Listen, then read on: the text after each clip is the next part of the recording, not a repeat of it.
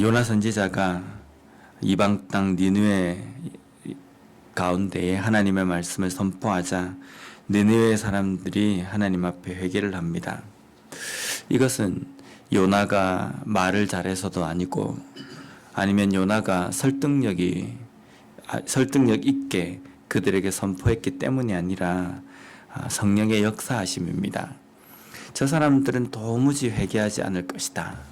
저 사람들은 강팍해서 하나님의 말씀을 듣지 않을 것이다 라고 생각하는 이방 사람들이 하나님의 말씀을 듣고 단번에 회개한다는 것은 성령의 역사하심이 아니고는 가능하지 않다는 겁니다. 거기에 오늘 본문에 보면 왕까지 또 회개에 동참하는 장면을 묘사하고 있습니다. 6절 말씀을 보면 그 일이 느느웨 왕에게 들림에 왕이 보좌에서 일어나 왕복을 벗고 굵은 베옷을 입고 제 위에 앉으니라. 니느웨 왕의 이런 모습과 비교되는 모습이 있습니다. 그게 누굽니까? 애굽의 바로 왕입니다.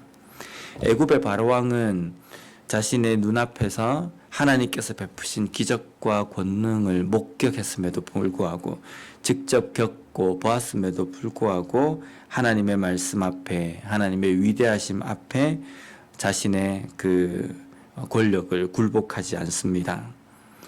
오늘 니느웨 왕은 7절 말씀을 보면 왕과 그의 대신들이 조서를 내려 니느웨에 선포하여 이르되 사람이나 짐승이나 소떼나 양떼나 아무것도 입에 대지 말지니 곧 먹지도 말 것이요 물도 마시지 말 것이며 왕과 그의 대신들이 조서를 내려라고 되어 있습니다.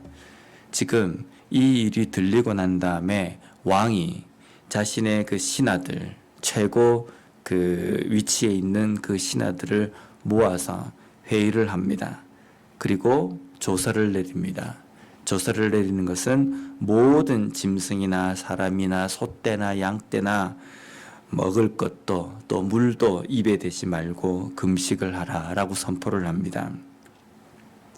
애굽 바로왕은 10가지 재앙이 쭉 진행되는 동안에 신하들이 왕은 왜 이 애굽이 하나님 앞에서 멸망하게 되는 것인 줄 왜 모릅니까?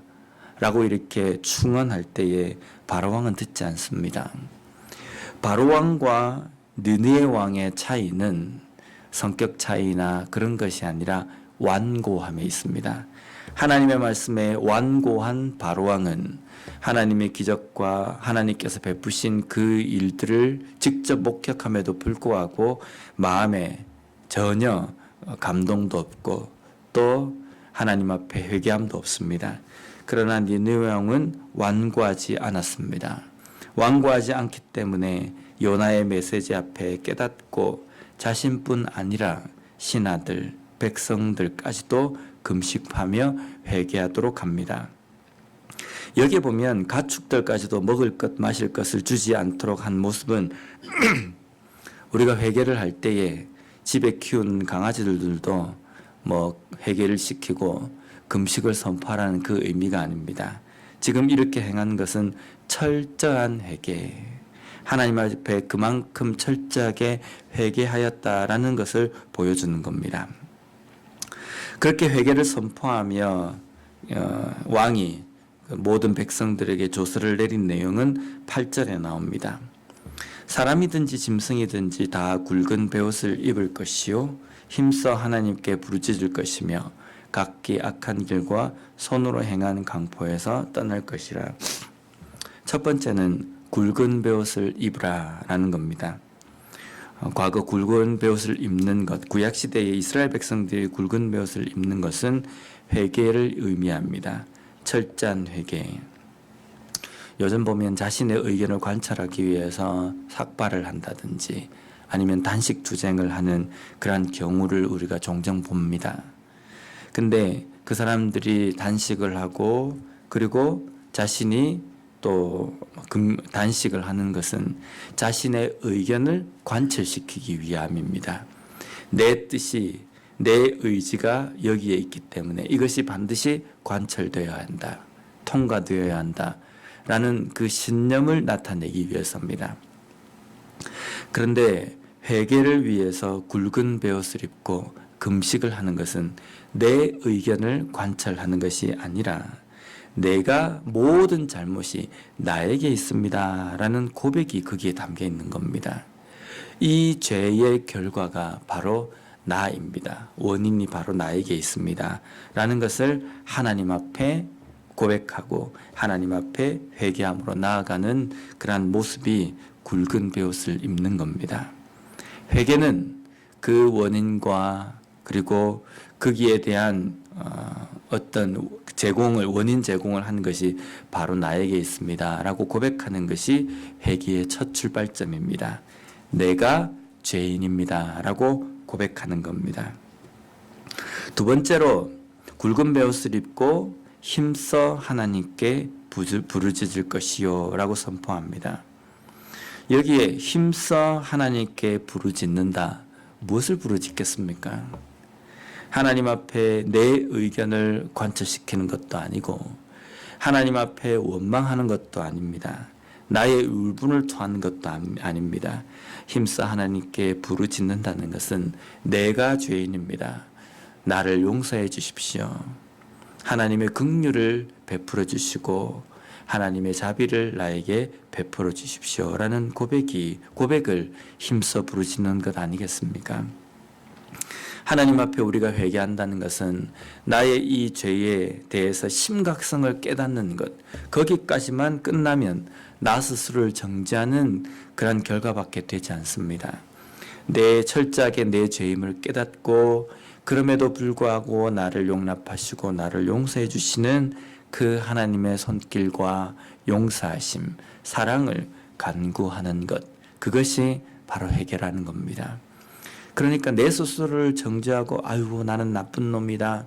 나는 절대로 용서받지 못할 놈이다. 이렇게 하는 것이 철저한 회개가 아니라는 겁니다. 철저한 회개는 내가 이름에도 불구하고 하나님은 나를 용서해 주시고 나를 긍휼히 여겨주실 것이라 믿고 하나님 앞에 나아가는 것이 철저한 회개라는 겁니다. 마지막 세 번째 중요한 것은 각기 악한 길과 손으로 행한 강포에서 떠날 것이라. 내가 그 자리에 있으면서 내가 죄를 지었구나 회개해야지. 근데 내 삶은 그대로 잘못된 길에 멈추어 있다고 한다면 그것은 진정한 회개가 아닙니다. 각기 악한 길과 손으로 행한 강포에서 떠날 것이라. 돌이키라는 겁니다. 돌이킨다는 것은 그 길로 향했던 얼굴을 반대 방향으로 돌리는 겁니다. 그 반대 방향으로 돌리는 그 방향에는 하나님께서 원하시는 길이 되어야 된다는 겁니다. 이것이 진정한 회개입니다.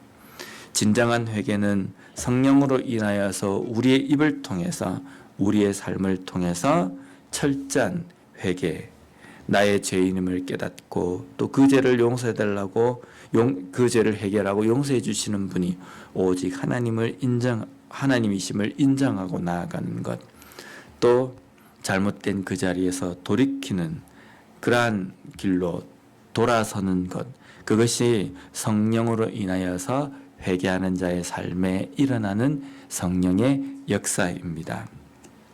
오늘 이 시대에 우리는 어떤 삶을 살아야 되는가? 우리는 항상 굵은 베옷을 입고 살아야 합니다. 내가 얼마나 죄인임을 깨닫는 삶이 필요하다는 겁니다. 좀 살다 보면 내가 별로 그렇게 잘못한 것도 없고 내가 그렇게 회개할 것도 없는 것처럼 느껴집니다. 그런데 우리는 하나님 앞에 철저한 죄인이라는 것, 그것을 깨닫는 것이 필요합니다. 그래서 그 죄인인 나를 용서하여 주시고 내가 이만큼 철저한 죄인임에도 불구하고 나를 사랑하시고 나에게 긍휼을 베풀어 주시는 그 하나님 앞에 감사하며 찬양하며 나아가야 합니다. 그리고 고질적으로 내가 강팍한 마음으로 살아가는 그 길에서 돌이키는 삶, 그러므로 말미암아 오늘도 철저하게 회개함으로 하나님의 긍휼을 경험하는 니느웨 사람들의 모습처럼 우리의 삶 속에도 하나님의 그 은혜를 경험하는 이 하루가 되었으면 좋겠습니다. 기도하겠습니다.